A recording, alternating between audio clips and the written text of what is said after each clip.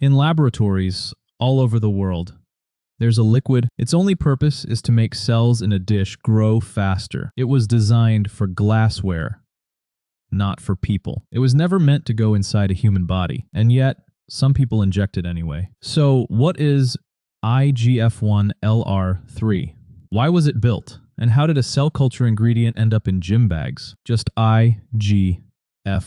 The letters stand for insulin-like growth factor 1. Say that slowly. Insulin-like. It behaves a little like insulin, but its real job is growth. The story goes back to 1957. Two researchers, William Salmon and William Doddigay, were studying how growth hormone works. They found something odd. Growth hormone didn't act on tissue directly. Instead, it told the body to release another hidden messenger.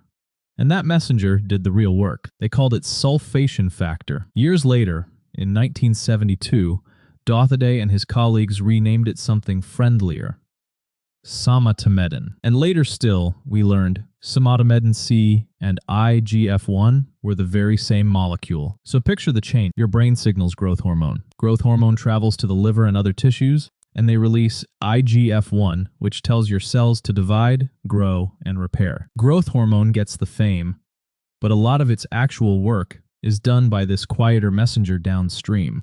It's one of the most powerful growth signals your body has, which is exactly why scientists wanted more control over it. Not for muscles at first, but for growing living cells in the lab. Here's the twist. Natural IGF-1 doesn't last long in the body.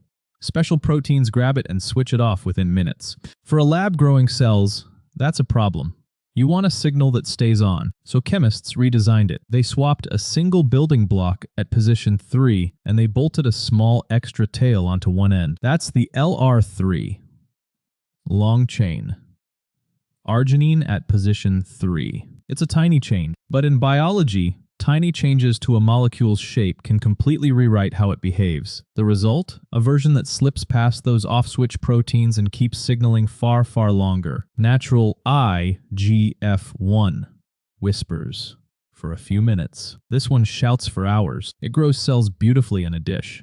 That was the whole point. And that job actually matters more than it sounds. A huge amount of modern medicine is grown, not chemically built. Living cells in giant steel tanks, quietly manufacturing drugs. Those cells need to be coaxed to grow and survive. A steady, long-lasting growth signal does exactly that. So in its proper home, the laboratory and the factory, IGF-1 LR3 is genuinely useful. The trouble starts when it walks out the door. But a longer-lasting growth signal caught the attention of a very different crowd. If it makes cells multiply in glassware, could it build muscle in a person? That question moved IGF-1 LR3 out of the lab and onto the gray market. Today, it's sold online as a research chemical, injected by some bodybuilders chasing size and faster recovery. Notice that phrase, research chemical. It's a label that means not tested or approved for people. A warning, dressed up as a product name. And that is where the science stops and the guessing begins. So let's be honest about the evidence. For this use, in healthy humans, there essentially isn't any. No large clinical trials, no long-term safety data, no approved medical use, not by the United States Food and Drug Administration, not by Health Canada. The World Anti-Doping Agency bans IGF-1 and its synthetic copies at all times. It sits in a category they label S2. And think about what a stronger growth signal really means. Growth isn't only muscle. The same message that tells muscle to grow can tell other things to grow too, including cells you would very much rather leave alone. Remember those off-switch proteins the lab edit was built to dodge? Your body didn't add them by accident.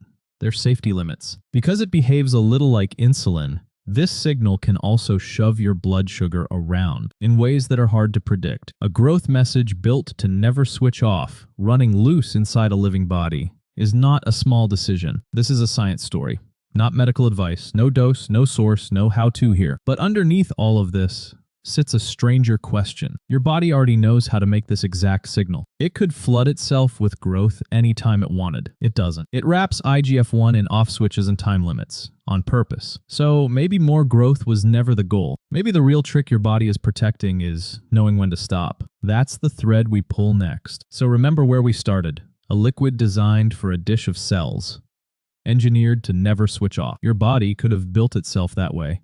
Endless growth, no breaks. Instead, it did the opposite. It gave every growth signal an expiry date. The lab removed that expiry date to grow cells on a bench. The real question is, what happens when you remove it inside a living person, and why your body never did? Thanks for watching Brainstorm Bob. If this made you think, hit subscribe for more curiosity, ideas, and real answers. See you in the next one.